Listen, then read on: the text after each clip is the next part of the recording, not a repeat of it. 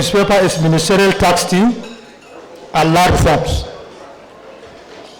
Let me also invite the chairman, S. Babon, Asuwaju Dosu Patoko, to join on the high table. He's another resource person and paper presenter.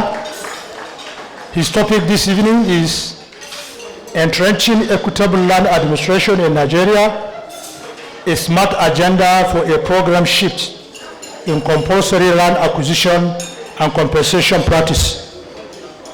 Join your hands together for the chairman, S. Babon, Asuwaju Dosu Patoko. You're welcome, sir. I would like to invite Director of Lands to join on the high table, sir. Yes. So distinguished participants, ladies and gentlemen, may I now invite Professor Mohammed Alam. Sorry.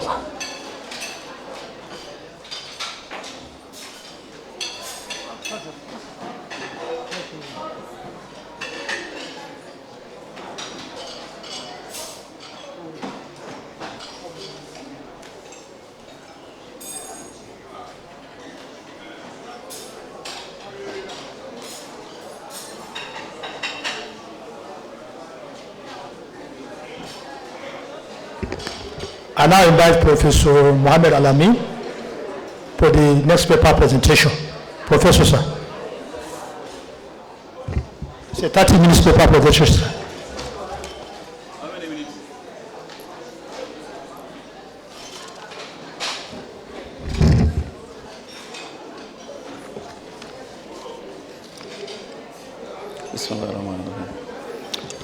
Distinguished directors, members of the Secretariat, resource persons here present, good evening. My task is very simple. It is to give an account of one of the very important initiatives being undertaken by the federal government under the Federal Ministry of Housing and Urban Development. And it is just to give you a recount of the activities over time, as well as the deliverables expected out of that assignment. But I have also craved the indulgence of the organizers that after doing that task, I would also want to delve into what I call strategic positioning for directors of lands in Nigeria. That is to do with the personal, professional, as well as the future lives of the directors, as well as the director at the head, as practitioners in land administration and management. I will also want to look at the issue of climate change, particularly how land administration is related to climate adaptation as well as climate mitigation. But first, the issue of the assignment. We are all aware of the powerful speech that was made by His Excellency, the President of this country, when he was inaugurated, where he mentioned that each and every sector that counts in the economic and social development of Nigerians is going to be touched by his administration. And true to that promise he made, the Federal Ministry of Housing and Urban Development was asked by the presidency to come up with ways in which Nigeria's vast land resources would be tapped for socio-economic development of every state of the country. Based on that, ministerial task teams were formed, one of which is the subject matter of this paper, that is ministerial task team on land reforms. Now, this is a very good idea that was conceived by the presidency and being implemented by the ministry, and it was well all-encompassing. So let me just give you a rundown of how the composition of this reform tax team is all about. But before then, when we listen clearly from the speeches of the minister to the other resource persons that preceded me, we quite understand the fact that there are problems in the way we administer land. Land governance has a lot of gaps, and we needed to actually introduce some strategic measures to be able to align the vast land resources we have in this country to our economic and social development. We talk of conflicts in land. We talk of delays in land administration, particularly issuance of certificate of occupancies. We talked of delays in acquisitions of land. We talked of multiple allocations. We talked of several court cases, and what more? So there is need for the federal government actually to have this important reform tax team. Notwithstanding, I would want to draw our attention to the fact that there is an existing presidential technical committee on land reforms. It has been in existence for the last 14 years. It has achieved a lot, but implementation of those very important achievements were yet to be actualized. So that is the essence why this ministerial tax team on land reforms is needed. The tax team, of which I am just an ordinary member in it, we have our chairman in the person of Chief Ogochuko Chime, and a very powerful secretariat that is being managed by the Department of Lands and Housing Development in the ministry. We needed to see what can be done to ensure that those recommendations made by the Presidential Technical Committee on Land Reforms are brought to fruition. And this is the key mandate of this tax team. But as we are all aware, and as it has been mentioned here, that the issue of land is supposed to be communal, is supposed to be regional, is supposed to be individualistic, it's supposed to be what and what and what. So that was why government decided to make the membership of this land reform committee a cosmopolitan one, in the sense that state governments are well represented in this tax team. And the Nigerian Governors Forum actually nominated a person that is representing them in this tax team. We also have other organizations as individuals that are inside. For instance, traditional rulers are also part of this tax team, as well as relevant agencies, both at state and federal, then professional bodies, academia, and other stakeholders in land administration. These are the groups that were brought together with their membership to sit down and see how the land reform tax team can bring about the actualization of the recommendations of the Presidential Technical Committee on land reform. Now, the responsibility of this tax team are just three. The first one is to develop a blueprint that will aid sustainable implementation of the much needed reforms in land administration in the country. The second is to facilitate the implementation of the various mandates of local governments, state governments, and federal governments as enshrined in the Land Use Act. You are all aware that we have so many lacunas, so many issues to do with the roles and responsibilities of these three tiers of government.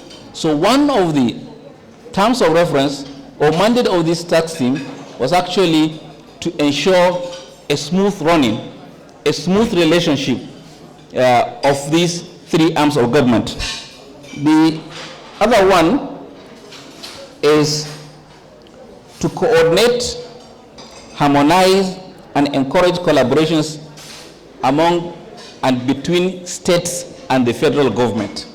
Yes, we are here as directors of land administration in various states and also federal MDS. There is need for a very strong or a stronger collaboration between this family. Now, one of the tasks of this tax team actually is to see how we can make this thing actualized. Now, these are the three terms of references, but the eventual target of this assignment is actually to see how National Land Commission will be established and operationalized. The National Land Commission was one of the recommendations of the Presidential Technical Committee on Land Reforms. But how it will be actualized is given on this tax team. And that's why it's very important, and I see it very apt for the Department of Land and Housing Development to bring this issue to your notice. Because once we have in place the National Land Commission, then everybody will be on board, and we are expected to give our contributions towards its success. There are so many other issues that are expected of this tax team, one of which is to look strictly on the issues of land registration and documentation. Documentation, record keeping, as well as land registrations is a very key issues that needed to be given an appropriate attention. If we have a perfection in this, definitely so many of the issues that were mentioned by the previous speakers would be tackled. The other issue is land redistribution and allocation. We are always, or investors, particularly foreign and domestic investors, are always complaining of land availability or accessibility. Now, how do we ensure that land is well allocated and well redistributed? The Presidential Technical Committee on Land Reforms has done an excellent work there, but then this tax team is scheduled with the responsibility of breaking it into implementation pieces so that we achieve what is required. The third issue is to do with land use planning and zoning, as well as conflict resolution. The previous speaker, one of the previous speakers mentioned that in one of the field surveys one of the field studies that were carried out last year or thereabout, about 32% of court cases were land related because of conflicts, either between individuals, individual institution, and what have you. So that is why this tax team was saddled with the fact and the task of trying to bring this issue to the fore and bring ways and avenues of making sure that recommendations done by the Presidential Technical Committee on Land Reforms are actually implemented. This is the 8th month of this tax team. Since its inauguration, the chairman, the secretariat, members of the team were honestly working, and they divided themselves into 4 different sub-tax teams, which we call working groups. And the first thing undertaken was what is called DEX review. Then secondly, after DEX review, they went ahead to do what is called backward integration of the institutional memories in the agencies being represented in the tax team. The other activities were field work, visitations, studies of best practices, and whatnot. One of the reasons why this tax team is important is because it involves traditional rulers, traditional institutions. At one time before the coming of the colonial masters, the traditional institutions were the custodians of our lands. Now, there are so many people here that propagated that we still need our community, our culture, and our beliefs to also be intertwined with land administration. How do we go about that? I think the traditional institutions and leaders would have a way out. So that's why one of the mandate, which in fact the tax team time had to be elongated because of the need to pay advocacy visits and professional interactions with traditional institutions and leaders in their respective localities. To do this certainly will require the cooperation of every director of land administration in his own respective jurisdiction. Apart from that, the tax team also is trying to look into the problems of the Land Use Act.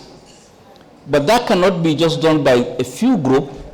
Memoranda has to be sought, analyzed, integrated into the submission so that the ministry would have something solid, something forthright, and something strong enough to bring about a befitting Land Use Act, revised Land Use Act for Nigeria. Certainly you will agree with me that directors of land have a great role to play here. Now, in a summary of our expectations, the tax team expectations from directors of land administration at state levels are as follows. The first one is proactive support towards enlisting the cooperation of states and local governments in the success of the new land drive for socio-economic development of the country. The second thing is to identify on behalf of the tax team of local factors responsible for distortions and errors in survey plans with attendant impact on CFO issuance. This is something that concerns the directors of land administration in various states, and your input will actually help very much in addressing these issues when it comes to either the review of the Act or in the establishment of the Land Commission. The third issue has to do with land conflicts and how it should be resolved, particularly in terms of documentation and titling. Last but not the least is for the directors at state level to facilitate the upcoming visitations of the ministerial tax team to their various states and regions. In Hausa, there is this proverb that they say, that dangari akan chigari. It is with the person that are on ground that you can make success.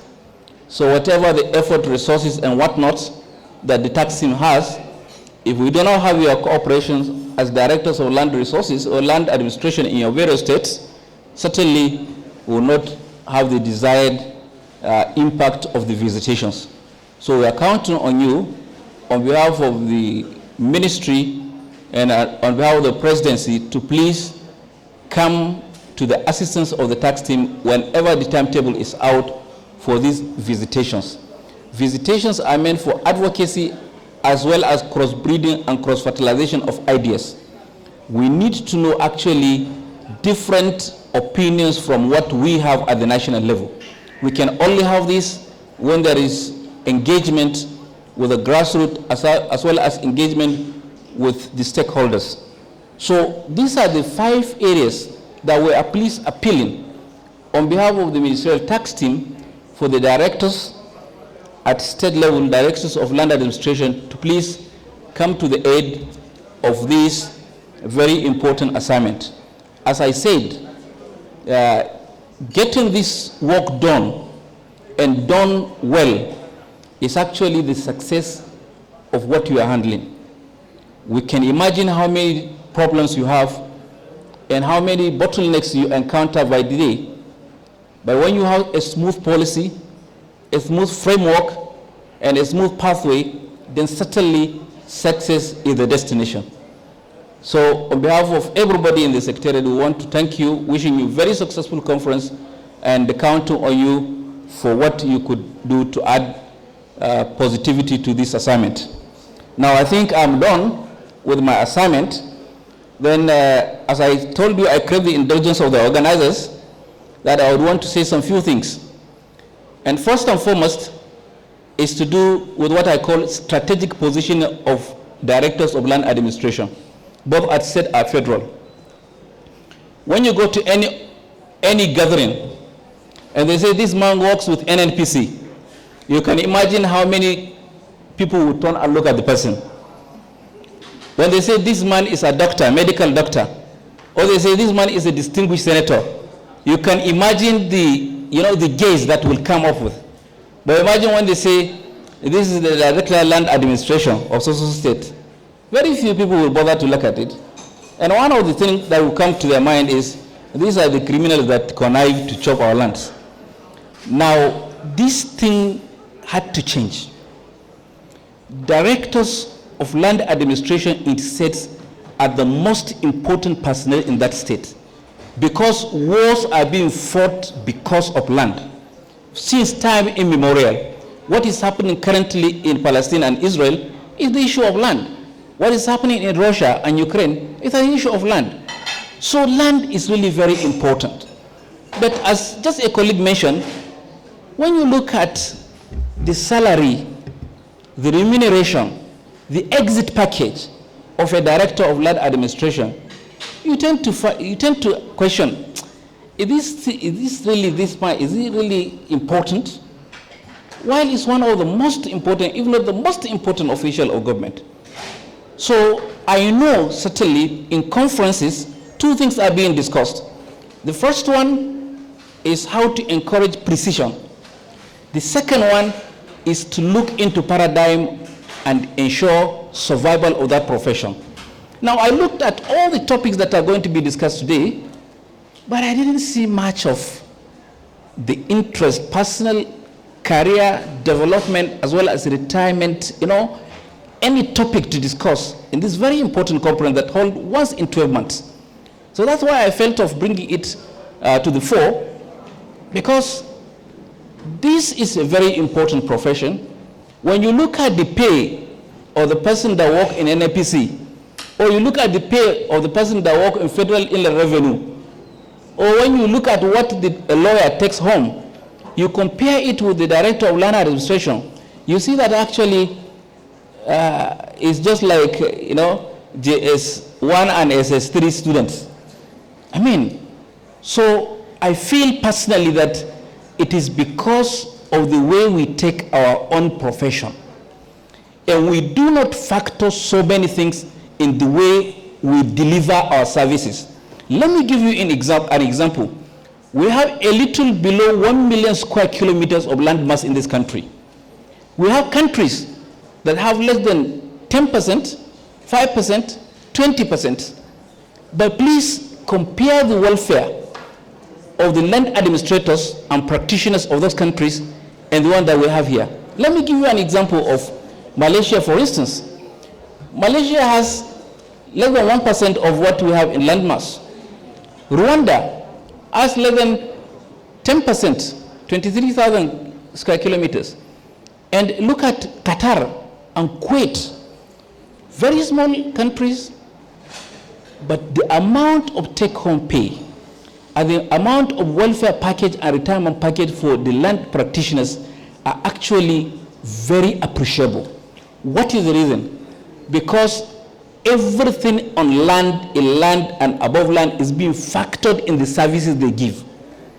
But only in Nigeria that we are still working with the colonial or neo-colonial system of land administration, where a land practitioner or administrator is just seen as somebody holding the cake. He doesn't have share, and he doesn't have actually any say in it.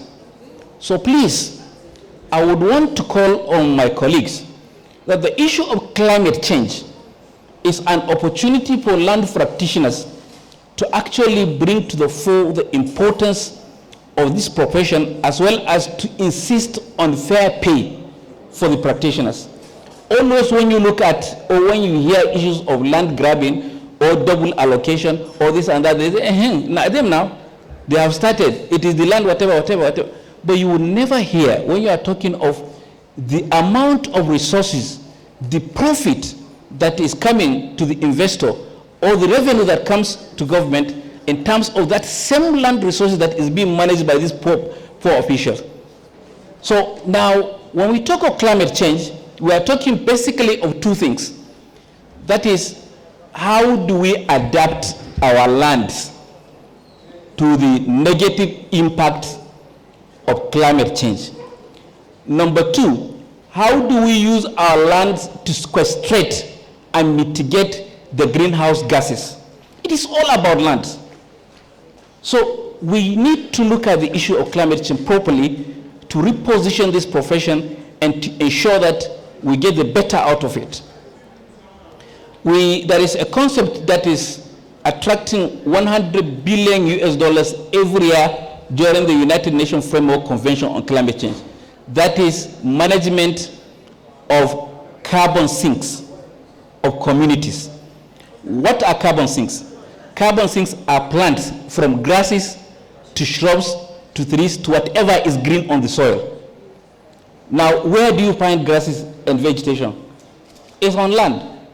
So, when you look at the quantum amount of money that is being, voted for this management of carbon sinks, you would see that the issue of land administration, management, and what have you, is actually relegated to the background. It is now the work of particularly the academics in this field, as well as those well-experienced people, to see that land administration is well repositioned in the issue of climate change. Every activity, human activities that they call anthropogenic activities to greenhouse gas emissions, is being caused on land. We administer land, we zone land, we do everything about land, and we resolve issues of land. Then how do we come in? It's really very important we pay attention to the issue of climate change and ensure that the share of our cake is properly given to us. And lastly, when you look at crisis that is now facing the world in terms of climate change, you would see that it is the land administrator or manager that has the 4 S's. For instance, when desertification becomes the worst thing, drought and desertification from the extreme northern part of the country, if it becomes exacerbated, the population would come where? They will come hinterland, southward. And when you have ocean currents as well as sea surge from the southern coast, you see the population will come upward. So you have 2 population movements of drastic effect coming from different directions, meeting at the center. And you can imagine the crisis that we'll have in. Now it is only when we tell them that we, the land administrators, have something to do, that is when actually we can be seen as people that are serious. Let me end by giving us some practical examples. Actually, I worked as a staff of state government in those days, before working with federal government and before joining the academia. When I was the land officer, a new state was carved out of us, or our state was carved out of the former state, and I was asked to design a layout. I brought a beautiful layout of houses, about 2,700 plots of land. None of it came to any member of the department that I serve. And these are the same people, when it went back and it backfired, they say, it is the land officers, so they know how they hit this thing and did this and that. So it is time for us, as somebody said, we look at those in charge and say, sir, I'm sorry, I cannot do it. But most of us would just say, look, you can even do this one so that it doubles. I mean, we are above that. We have the greatest, thrust that God Almighty has given us to. He created us and what is in, and we are bestowed with that advantage to administer it. So please, we should do our work diligently. And the last point is, how many of us are we conversant with the issues of land administration contemporarily? You would see that actually we are far behind. Still our lecture notes, university lecture notes and whatnot, that's what we use. If we are asked now, if we close these doors of this hall and say, nobody will go out till tomorrow if you don't write 10 recent authors, the newest authors in land administration, hardly, I think it's only the director that can come out. Most of us, all the professors that are here. So please, let us take this issue serious. Let us read. And let us ensure that we are as important as policemen, we are as important as military, we are as important as engineers, doctors, lawyers, and distinguished senators, because we are more than them. Thank you very much.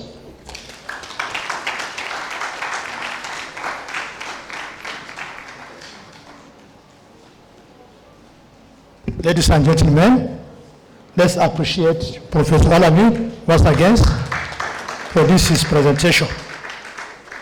We now quickly take the second presentation by the Chairman S. Babon, Asuwaju Dosu Patokun.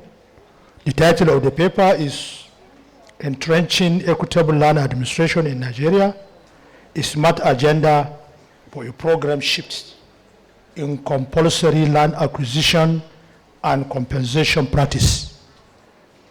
Chairman S. Babon, sir.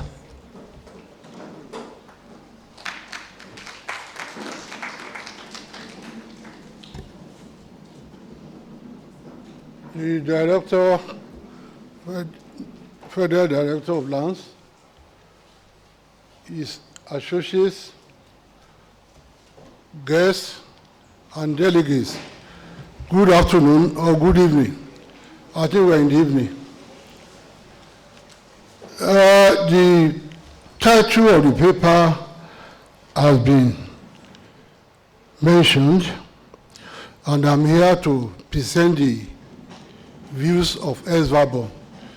We are the regulatory bodies over this profession, and we are really interested, and we are really happy, and that this conference is taking place. It is a venue for a change of ideas with a view to better the situation. Now, public land acquisition and compensation, that is the confine of the subject. Not that we are not interested in climate change or other aspects, but we are experts in the issue of public land acquisition and compensation. And I'm really happy that the Director, Federal Director of Lands, has in fact lightened my job, because what we are considering, is it equitable, the present situation, and with the witnessing of the Federal Director of Lands, I think there is room for great improvement. And of course, to we estate surveyors and valuers, public lands acquisition and compensation is a very big aspect of our day-to-day practice. For some of our colleagues in the South-South, in fact, most of them do nothing but acquisition, not only for government, for local government, but for oil companies. And the experience has been that the situation with the oil companies in the private sector is much better, much preferred to that of government. So, ladies and gentlemen, we are here to provide views as to how we can better the situation. And I'm really happy that the audience is populated largely by our colleagues, because when we talk of delegates who are appropriate officers all over the country, I believe that 90% are qualified estate surveyors and valuers. Is it not so? Thank you very much. So I'm speaking to an enlightened audience.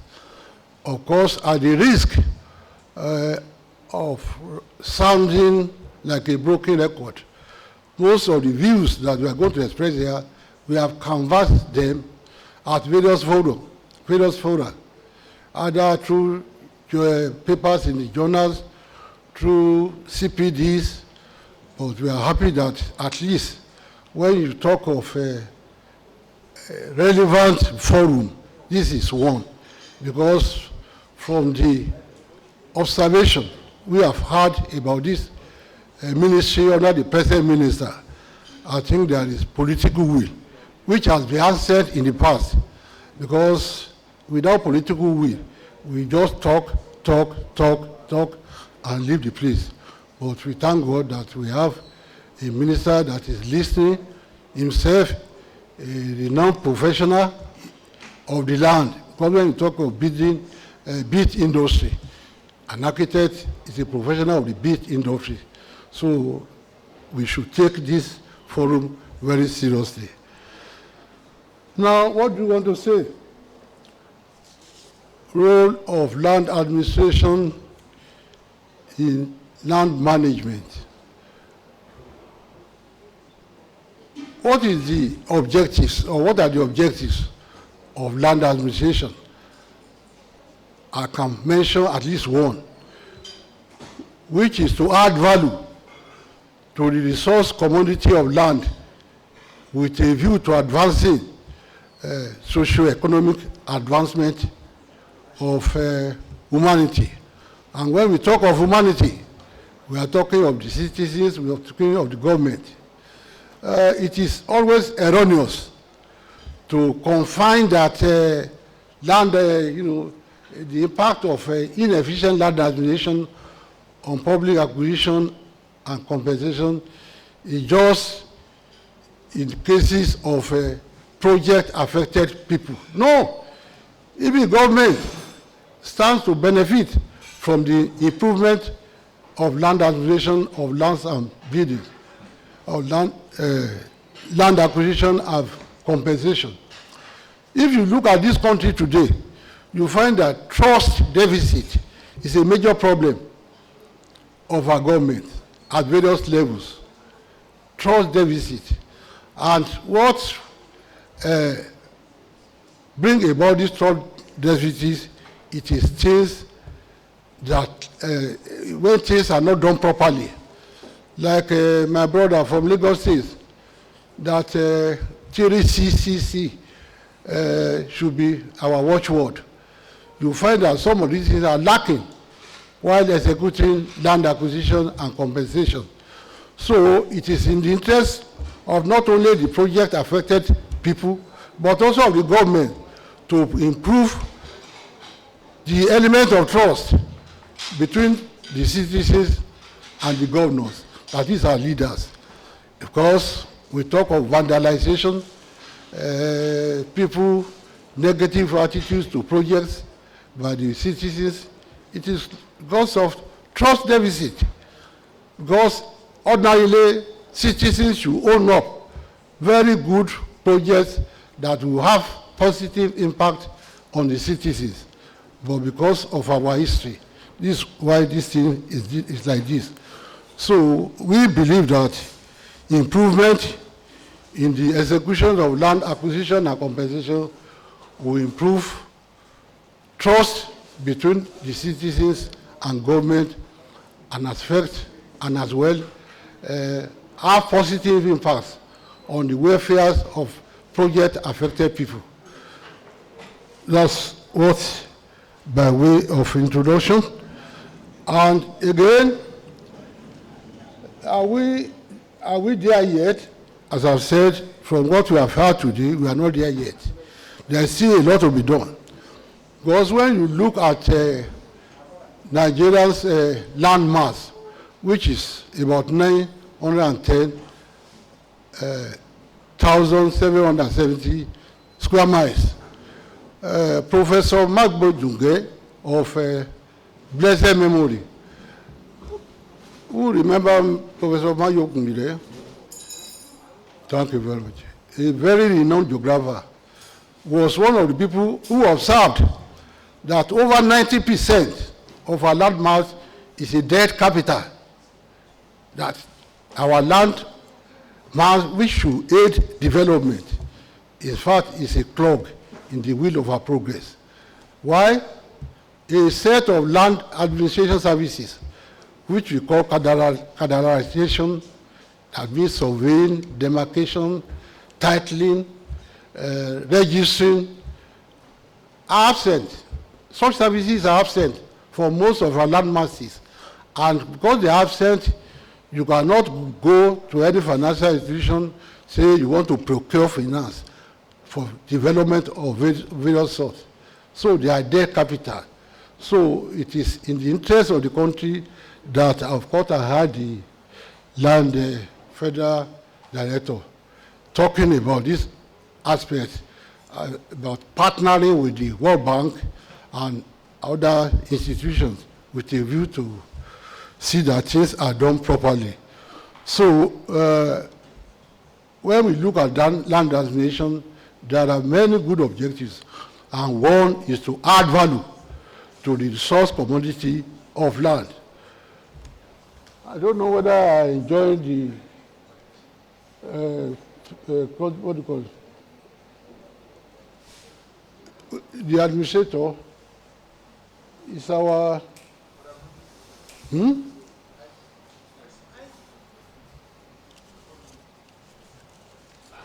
Can I complain of discrimination?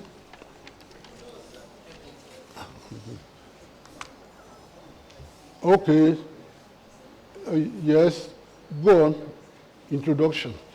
Of course, we have listened to our professors who have described in glowing terms the indispensability of land. And it's true. Whether you consider land as an economic factor or as a critical requirement of other developments, land is very, very important. We talk of cutting-edge technologies these days, like AI, like space exploration. Can they dispense with land? No, you cannot dispense with land. Space stations is on land. When you even build space station in the sky, you are still coming down to land. And AI too, you operate whatever gadget within a land space or accommodation. So land, wherever you think of it, is very, very important. So having agreed that land is indispensable, please go on. Next. Okay. That section now deals with the principal law which governs land acquisition and compensation in the country. And that is the Land Use Act.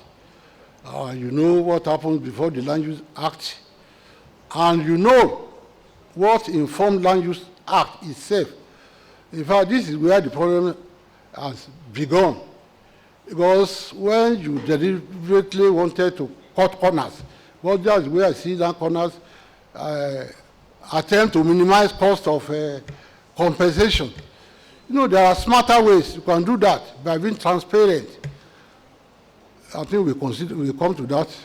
You know, the timing of acquisition and method of acquisition. All these are important in cutting down cost of compensation. So, Land Use Act is the principal law, and there are procedures. Please, next page.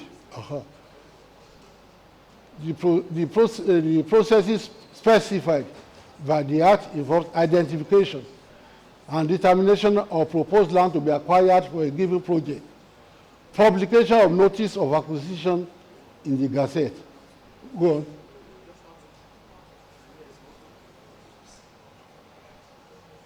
Services of notice in the project affected on the project affected persons. Of course, enumeration, valuation of affected interest for compensation, then payment of compensation. I'm sure most of us that know that most of these steps are in the breach than in fulfilling them in practice, and they often cause problems. But with today's event, I'm conscious of these processes, I think things will be better. What are the issues? Please go on. What are the issues? Number one, there is default in land policy in respect of land acquisition and compensation practice. When we talk of default it's a matter of choice. When we chose deliberately to frame Land Use Act not to pay the owners of land. Instead, what do you pay? My appropriate officer, what do you pay in lieu of land? Rent paid in that year. Is that equitable? You can't talk? It's not equitable. So these are areas for amendment. Go to the second, don't let us waste time. The next one. Is that it? Okay, I can't see properly. And that's why I failed the other time. I hope you don't hold it against me.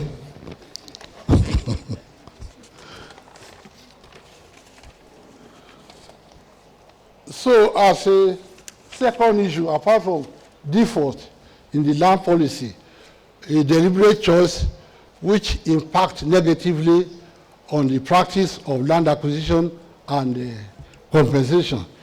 The second issue is inadequate budgeting for compensation as project planning and pre-qualification stages. I think we all agree on this, that the issue of inadequate compensation stems from lack of appreciation of budgeting properly for compensation at conception or project stage. In fact, it is always, at times, it is an afterthought. It is an afterthought, and it is not good enough. There should be proper budget for compensation. In fact, land acquisition and compensation should be the first item of project implementation. While the bidding processes are ongoing for the public projects, in fact, the land officers, the appropriate officers, in fact, should have gone to the field to assess the profile of that, for example, road project. What is likely to be the estimate of the compensation, and that should be incorporated at least a year before the even bidding process starts, for that project. But our inability to do this often causes problems. And another issue is that we normally pay some governments or some acquiring authorities normally pay compensation to the contractor of a project. That is less desirable. Some contractors do abscond with the compensation sum, and what the government will tell you is that we have paid compensation to the contractor, and the contractor who is less credible will go away without compensation, and the project delivery will be jeopardized. That's another issue we should take note in the issue of land acquisition and yes, okay, that's all right. Another issue is the poor implementation of the provision of the Act by the representatives of the acquiring authority. My brothers, my fellow colleagues, this is where the appropriate officers are on the spot. Attitudes matters a lot. You have wide powers, even as constraining as the Land Use Act is, you have wider powers to apply it. For example, if you are valuing unexhausted improvements, like buildings, like installations, you have wide powers to apply orthodox valuation methods. But you find that, again, maybe you may not be blamed, but you may be given raise. But we expect that you will assemble your comparables, given the locality of where the subject building is, and you apply it as such. But a question earlier today has pointed to that direction, that you have the constraint of being bullied by your superior, maybe the PAMSEC or the minister, but as advice. The ethics of the profession require that you do what is right. And we should interpret what is in the act correctly, not just compromising. It's not the right thing. So we can go on and on. The next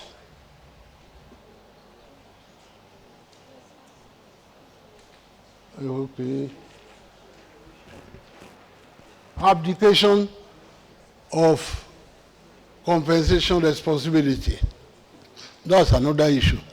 I think that issue is of recent phenomenon. We understand that at the federal level, it came to a time when the Honorable Minister then will be asking state in whose locality that project is to undo the compensation. Then who owns the project? Is it federal or state? If it is state, nothing should concern the federal government. And if it is federal, nothing should concern the state. So it is an abdication of responsibility for you to pass a project to a state by the federal government.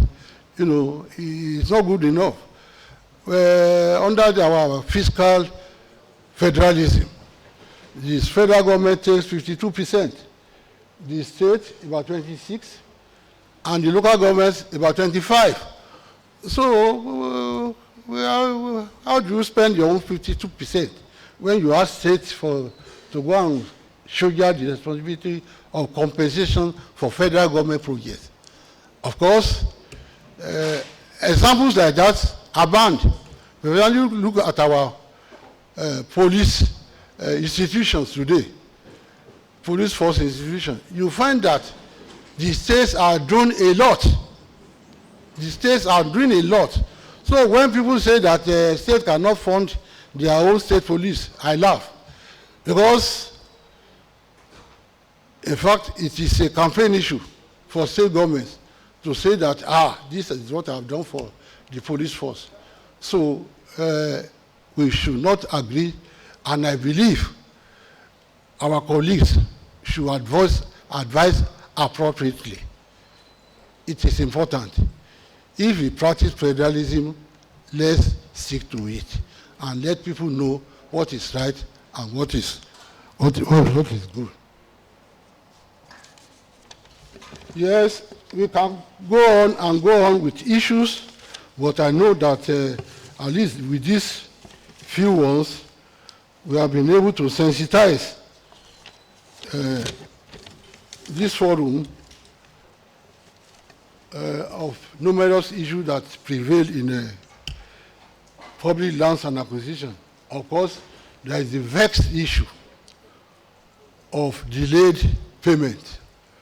In fact, a colleague, Mr. Kasum, are you around? In fact, he's developing a template which he calls responsive compensation rate that will build in inflation rate by reference to bank rate and other applicable rates. It takes many years to conclude a compensation issue. By the time you conclude one, maybe it is 5 years, 7 years after acquisition has taken place. To expect the project affected people to again start to claim for compensation, delayed payment issue, I'm sure they are already frustrated, and this is no good. It is like, trying to frustrate our people. So what are the remedies? First of all, determine what you want to use land for. When you want to pay ensure that you don't acquire more than what you need, and plan effectively for the compensation sum. This will avoid issues. So there are so many other issues, but at least with this, I think you can say that some issues have been raised. And of course, people who spoke earlier have indicated areas of solution. So let us not just say that we identify issues and without profaning any.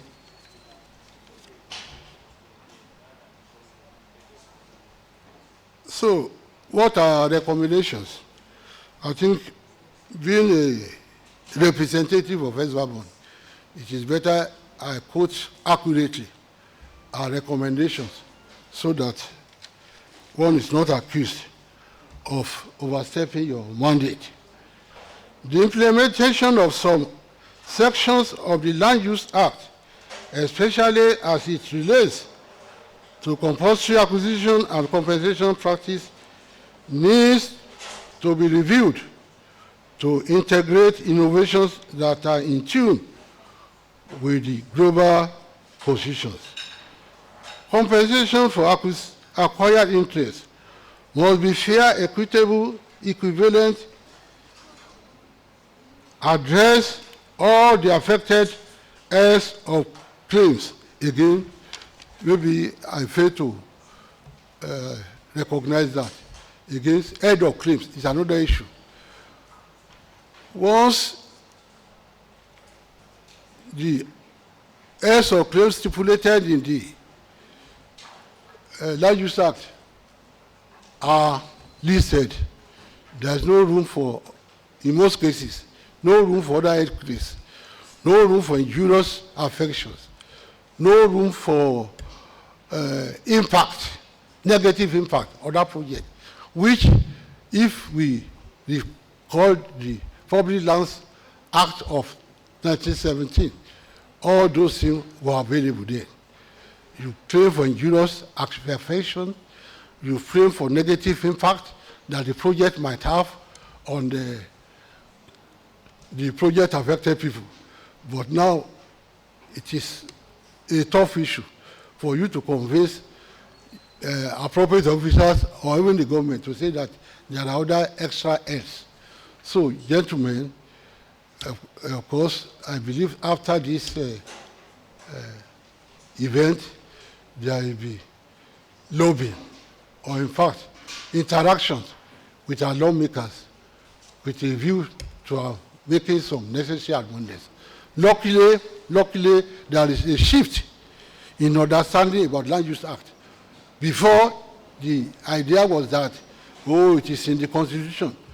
Nobody can touch it. But now, the current thinking is that it is an act of parliament. And like any other act of parliament, it can be tinkered with. So I think we should take that opportunity of that current situation. Acquisition of land should be treated as a separate project of its own instead of being estimated for as an integral part of a given project to ensure adequate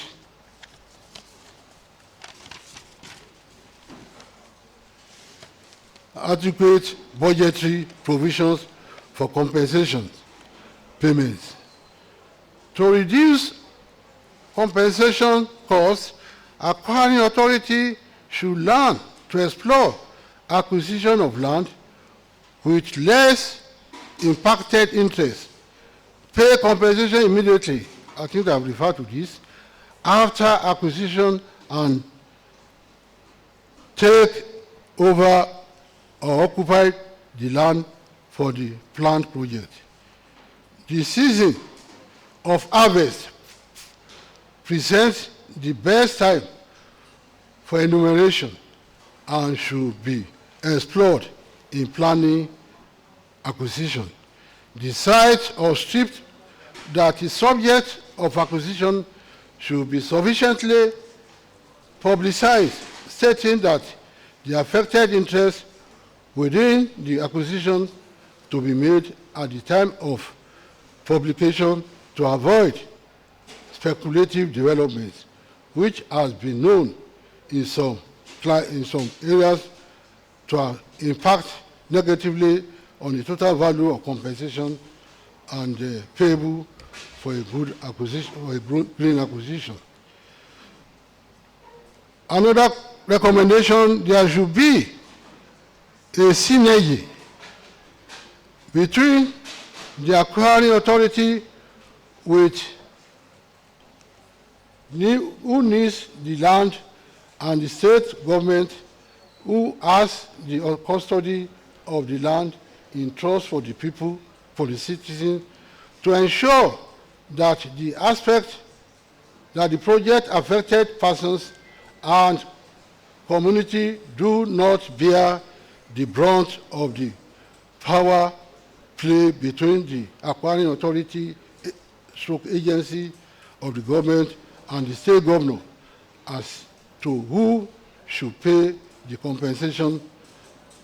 Furthermore, compensation should be paid to the project affected people before demolition. I think this recommendation is very, very apt. Because once the acquiring authority has had its way and has commenced the implementation of its project, only will the government listen to project affected people. And that is what is playing. I don't know how far. I think Mr. Kuku, Mr. Ojikutu, I think you'll bear witness. What is happening at Lagos Coastal Road, Lagos Calabar Coastal Road. You know, there was a time they made the claimants to believe that this thing will not affect their interest as much. But all of a sudden, they resorted to an old lineage which substantially affects their holdings. And of course, if those people go to court, can you blame them? You cannot blame them. So to round up, payment of compensation should not be delayed for any reason, notwithstanding the provision of Land Use Act for the payment of interest or delayed payment. Interest rates on capital are also usually lower than the inflationary rate, which puts the affected persons at a disadvantage. I think we talked about that. Rates for assessment of compensation are obsolete. I think we should appreciate this forum. I think since Monday, good attempt has been made to tinker positively with the applicable rates for crops, economy trees, and even building. Although at our Southwest caucus yesterday, or listening to the Federal Director of Lands, I'm a bit against limiting the valuers concerning the evaluation of buildings. I mean, your skill is very important. And the usual practice is that in a compensation issue, groups of surveyors involved will hold meetings. You iron rates that are applicable. But by encouraging government to always specify rates for every item of valuation, I think the trend is dangerous. For the issue of crops, trees, that's still okay. But for buildings, I think that should be left to the discretion of the valuers who possess the required skill. The law empowers the appropriate officer to advise on the cost rates for valuation of building and improvements. By the definitions of the Act, the appropriate officers are the directors of lands at the federal and state ministries of lands, and they hold the key to adequacy of the rates and compensation. I think that's a big challenge to the our delegates who are appropriate officers. And as has been advised, diplomacy is important. Your boss is not God. He's a human being. But at the times to employ some public relation tactics, stick and carrot approach, I'm sure he or she will see the sense in what you are doing. So it is important that we go by our ethics and ensure that our duties are discharged equitably. Ladies and gentlemen, these are some of the issues. Of course, depending on the requirement of the Director of Lands at the federal level, we are in position to send more papers, more comprehensive papers for this improvement in the view of economic crops and trees. We want to thank you for listening, and we hope that at the end of this event, we will all smile. And we want to appeal to the organizer of this forum that this type of event should be held periodically. It is enlightening and it's democratic, and the fruit is very, very appealing. Thank you very much.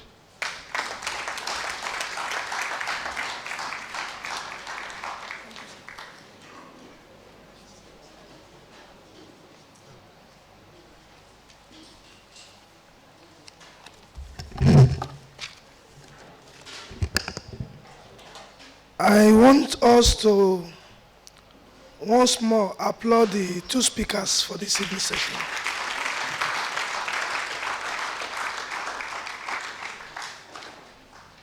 Peradventure, we may not have known that Professor Mohamed Al-Amin was the former Managing Director of Federal Housing Authority. He didn't look at that high exalted office. He brought himself to our level to teach us so that we can get from his experience.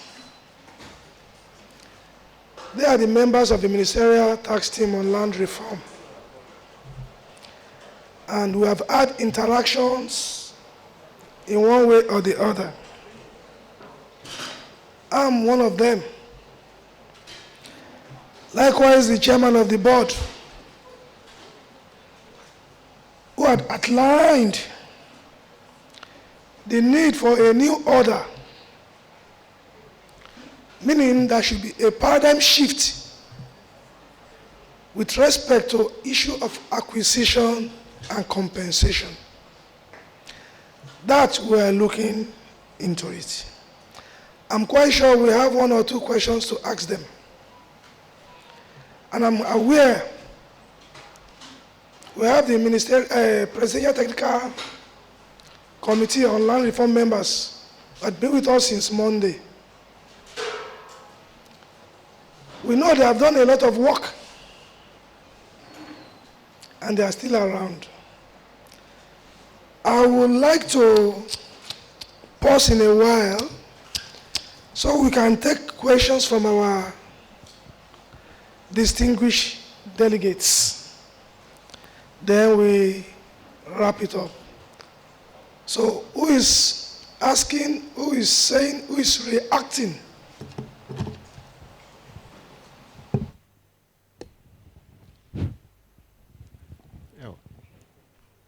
Thank you, sir. I have a question, one each for the two speakers.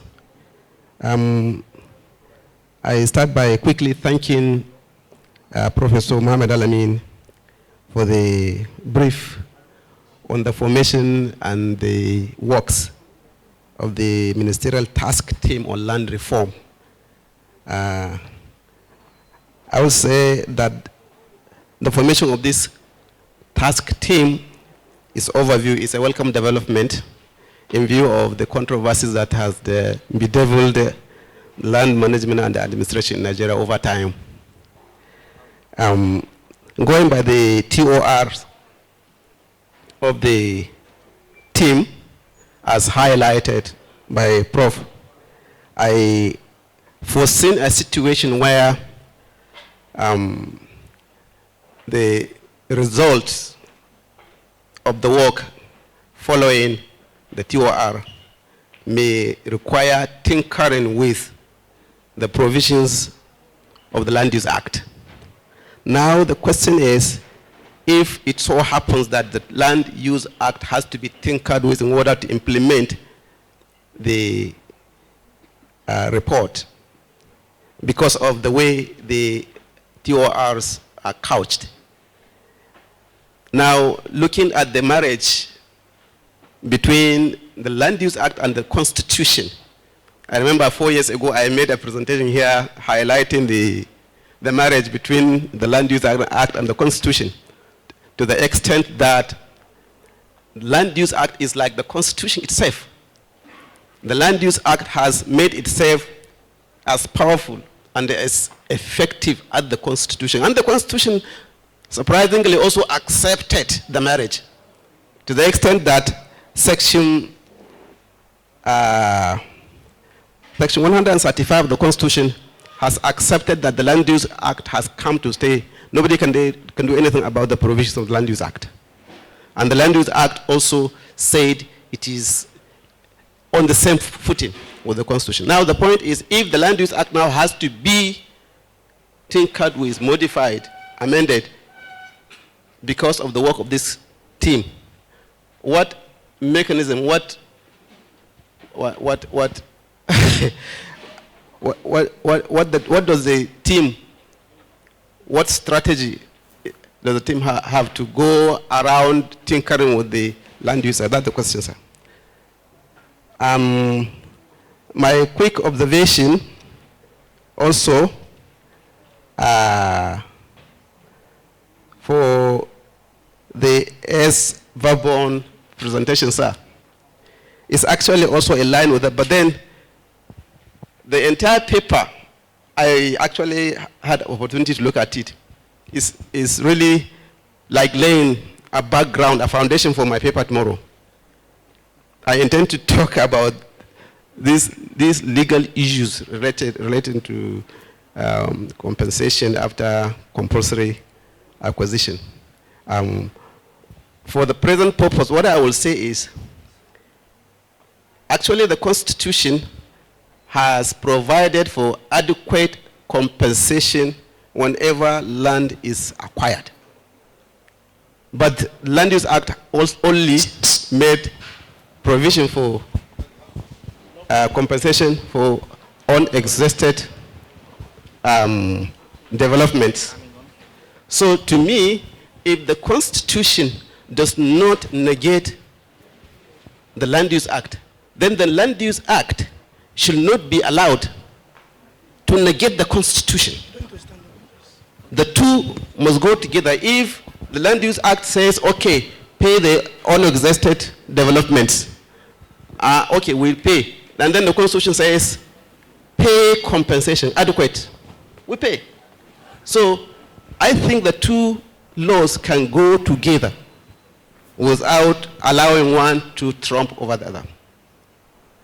With that, one can say we can streamline. In fact, the title of my paper tomorrow is Streamlining the Legal Provisions, the Legal Framework Related to Compensation on Compulsory Acquisition of Land.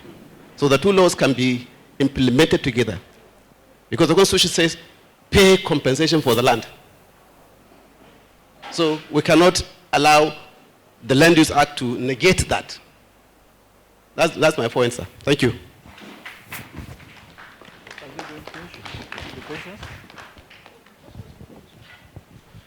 Okay. Regarding the issue of Section 135 of the Constitution, as well as the amendments to the Land Use Act, I think there are a number of issues that were raised by the Presidential Technical Committee on Land Reforms that needed some revisit in the Land Use Act. And there are a lot of other organizations, individuals, and even state governments that have issues also that needed to be looked into the Land Use Act. So the idea is, as soon as this work is finished of the tax teams, then the necessary process will start towards the review, and consequently, you know, the Constitution is not a cast in stone. Every other years, it gets, you know, reviewed. So something will be done towards that. Thank you so much.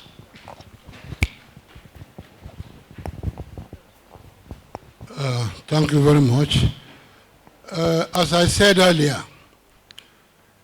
the policy of Land Use Act is deliberate to cut cost of compensation. And from what we are currently seeing, I think we should be hopeful. A number of governors have taken the EFCC Act to the Supreme Court that it did not follow the law. Depending on the outcome of that challenge, well, you know, the issue raised by our gentleman here, that the Land Use Act contradicts the provision of Constitution, can also be taken up. The Constitution says, on one hand, there should be adequate payment and prompt payment. In fact, there has been some mischief over the years. In earlier constitutions, the word adequate was prominent there, but over the years, it gave way to prompt payment of compensation. So we should be watchful, we should be careful. So, as a matter of fact, the mood in the country is that there should be rule of law, and foreseeing that one day we will get there. So let us be hopeful. Thank you.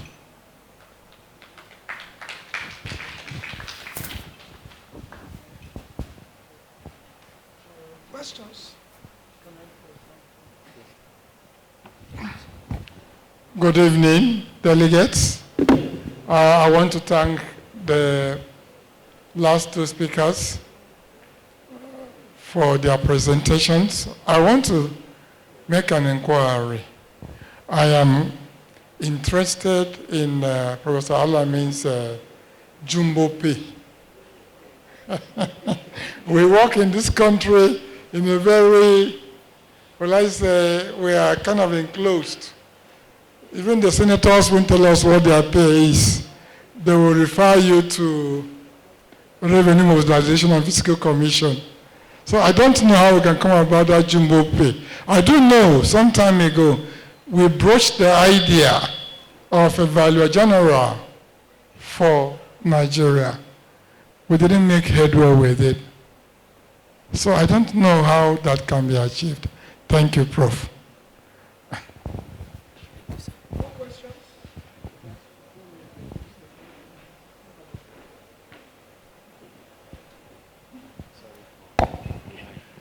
Good evening. During the course of Professor's presentation, he made mention of land redistribution.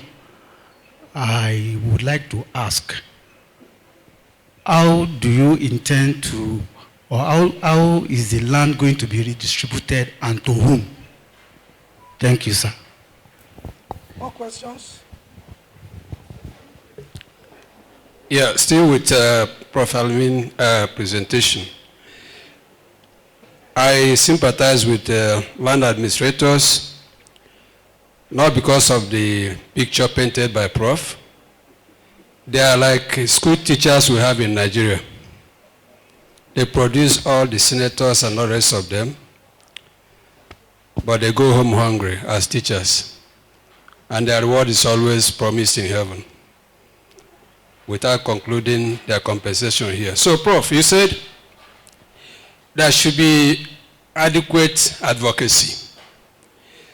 What kind of strategic advocacy do you foresee or advise for improved welfare of land administrators, given the fact that these land administrators are employees of government? What voice do they have to talk to government on their own? Or are they going to act as labor and move against government? Or is there going to be any other type of third-party arrangement for advocacy to improve their welfare? Thank you, Prof. And to the last paper presenter, you made mention of delayed compensation for land acquired, and also mentioned that there should be calculation talking about bank interest rate if such payment is delayed. Who is going to calculate the interest rate, and who is going to enforce the delayed payment for project affected persons? Thank you very much.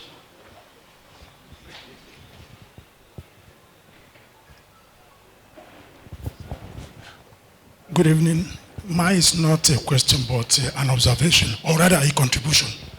To avoid a situation where we are sliding into payment of compensation for delayed payment of compensation, perhaps what we should be thinking about, that's on the side of the public land administrator, is before a project, or before you think of acquiring land, ensure that you have the funds and there is adequate budgetary provision for the settlement of compensation. If you have that, and you are sure that as at the time you are going to go into the actual acquisition, the funds is there, we can be able to avoid that extra cost, that will come as a result. That's number one. Number two is that, sorry, that is in relation to Ezra Chairman's. One thing I also want to talk about is that the Land Use Act, there's provision in Section 46 for making of regulations. And I think British here have made an attempt, but I don't know where it is now. It's been here and there, here, I don't know where it is now.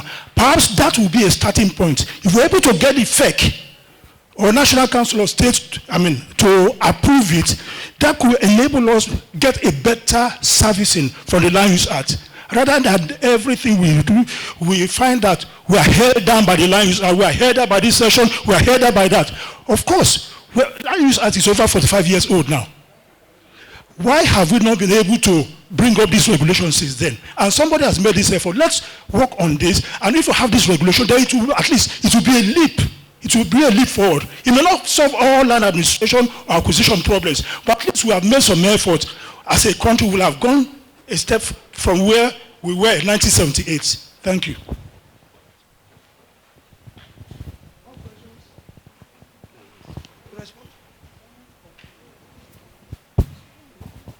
Thank you very much. Let me start with the land redistribution. Just giving you highlights, an example of what the issues are, then you can understand what the tax team is looking into.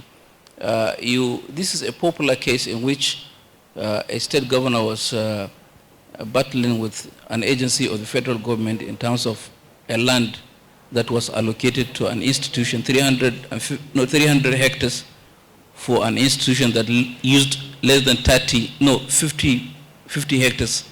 So 250 hectares, lagging lime fallow. Now, how do we go about it? Do we allow the state governors just to confiscate it, grab it, and do what they want? Or should federal government do anything to do with that respect? Whose responsibility is what? Why didn't it be developed? And why initially has it been allocated to that extent? That's an example of a land redistribution issue. Look at Festac. In 1973, early 70s, 2,000 plus hectares of land were given to Federal Housing Authority. Only 1,000 were built for over 40 years. In those lands, the villages that land was taken away from them, they have grown. Grandchildren, all of them are now a big population. They need a place. And it has already been given into the land title of Federal Housing Authority. What happened? There are so many of these type of issues, so many where, look at our stadiums, look at Kaduna Stadium, how much land it sits on, but utilizing only 17% of the land. Look at our airports, look at so many other things. So how do we maximize those lands and ensure that they have not been so changed for the purpose in which they were allocated? initially. These are just some of the areas that the land redistribution, in essence, to ensure that there are no conflicts or minimal conflicts between states and governments in terms of the issue of land. Then the issue of jumbo salary. I'm not saying that just the revenue, allocation should just go and. I'm just trying to bring an idea. Let us look at the Rwanda model, the Kuwait model, the Qatar model, and the Singapore model. What they do is they factor the asset, and based on that drive the salary of the administrators. That is for the two states. For one of the nations is development that are done within the land under the jurisdiction of the officers. Actually, certain amount goes to those officers in terms of either their remuneration or their welfare or some other things. So there are so many ways in which the issue of climate adaptation and climate mitigation, we can factor in the land administration aspect and get something out of it substantially. Because the issue of lithosphere is not only where land administrators are there. Hydrosphere, biosphere, the atmosphere is all related to land. And we need to factor those things in. And that is exactly what the World Climate Commission is talking about. Thank you very much.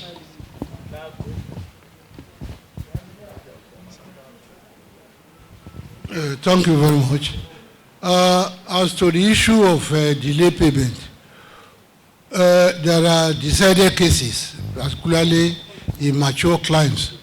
There are some cases of land tribunal in the UK which expect the representative of the claimant and our appropriate officer here to sit down and work things out. But the observation here is that our almighty appropriate officer, everything is in your court, and we can only appeal to you until the situation changes to pity the claimants, please, so that you recommend what is good, if and when such cases arise. Thank you.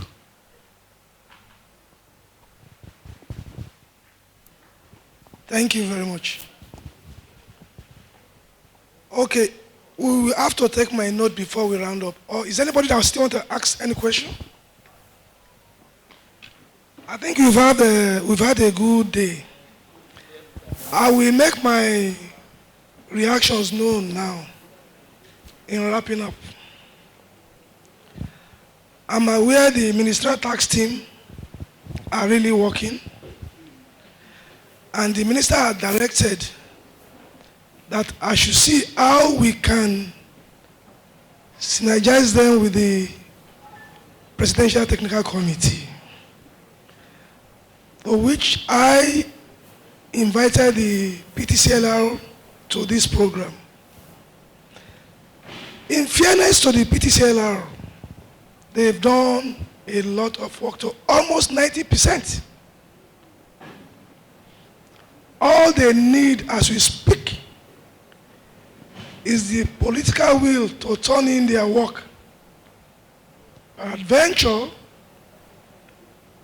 establishing the National Land Commission, and they still have all other priorities. The issue of the national land policy, we can synergize them together and achieve a common goal. But to the ministerial tax team, they have done a lot. In the course of the exercise, we were made to understand that the PTCLR came up with about 11 regulations. And 4 of those regulations are already close to us. That has to do with titling, cadastral, and the rest. We want to bring them together so that we can face the common hurdle of overcoming the circumstance where we are and getting those reports submitted, validated. And I'm enjoying the ministerial tax team to work with the PTCLR team. The secretariat is there. We can meet with them and make things move. Initially, I had the intention and the opinion that before the end of the year, we should have a National Land Commission. But for one delay or the other, we couldn't make it so. I have spoken with all of the members of the PTCL, including the chairman, though we couldn't get the chairman really. But by and large, by Friday, we should know where we are. Come back to the S-Verbum. The chairman of the board has said it all. Compensation is an issue. We know that most of the payments we talked about, they are inadequate. There are delays in payment. I give you a decided example. We have issues in Abia State since 1972 that we have not been able to pay compensation. We are having issues in Imo State, Owerri now, Futo, that we met with them last week with the Minister of Education trying to resolve fair compensation, not compensation, encroachment, and the rest. They are there. We spoke with the World Bank. They advised that if we are not able to change or amend the Land Use Act, we can create a regulation from it, from section 28 and 29. And looking at the aspect of resettlement as well too. And they gave us a disastrous example of the Kainji Dam that they opt for resettlement instead of compensation. It was a decided good example. All of this we are considering is still coming back to you as a body. There's this reaction that the chairman of the board mentioned. Federal government project and federal government directing states to pay compensation. I think it's an ignorance on our own side as policymaker to have driven this policy. I subscribe to your assertion. You who owns the project must pay compensation. Not the other way around. Meaning that we are trying to bastardize the policy guideline and what the Land Use Act has prescribed that we should do. This, we still have to talk to our policy administrators. Then the issue that you mentioned, that compensation should be an item, not tied to BEME, Bill 1. The challenge we often have with the Ministry of Works, they will have done their sports valuation with their engineers. Agree on a sum.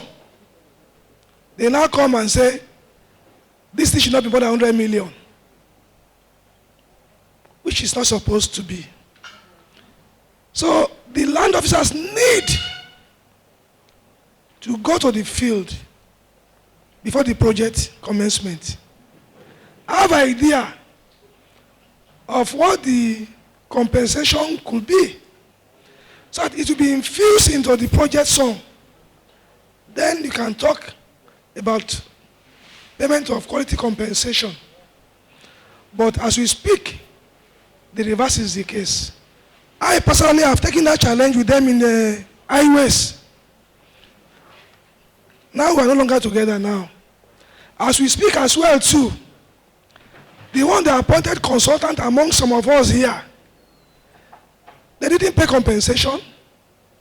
The Minister of Works still send it back to us to pay. Where did they appoint the consultant? Why should we pay? Now, with the issue of budget now, we've asked our team under our budget to build all of these delayed and lack of delayed payments in compensation into our budget so that we can pay in the year 2025 appropriation. This we are still handling with the permanent secretary and the minister. So in all of this, we should not allow our policy line, even though it's not near perfect, to be derailed by politicians. Otherwise, we will lose it. And I hope we will not lose it. Professor Dugeri mentioned the issue of Valua General.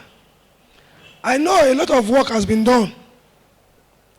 But the issue is, are we doing the right thing? Are we connecting to those who will make it happen? This is the naive we still have to look into it so that we can give them a backing and get out of this quagmire. Having said all of this, we want to appreciate you, the delegates. We want to appreciate you, the presenters. We want to appreciate our able land officers who have in one way or the other made this happen. I won't forget not to thank our Professor Al-Amin. As always, we appreciate you, sir. Our Baba Ashiwaju, even with your age and everything, you stood there for almost 40, 50 minutes. We appreciate you, sir. Our Professor Mrs. Omioni, we are still expecting more of you from you tomorrow. We are expectant.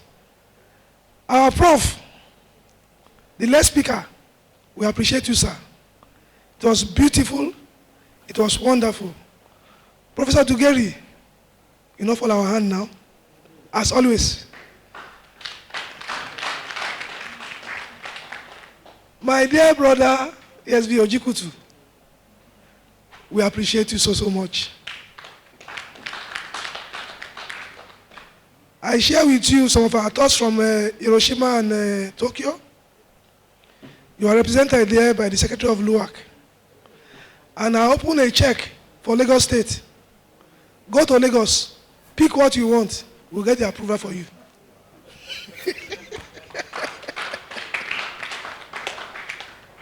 Things might not have been pleasant in the past, but because of our synergy and collaboration, we can move mountain. In light of this, we have brought the meeting for now to a close, but there is an announcement that is before me here, that there is a cocktail party to network and unwind. Am I right? Yes, what time is it? And we are close to 7 o'clock. Shall we arise and close the meeting? Thank you. We are finished.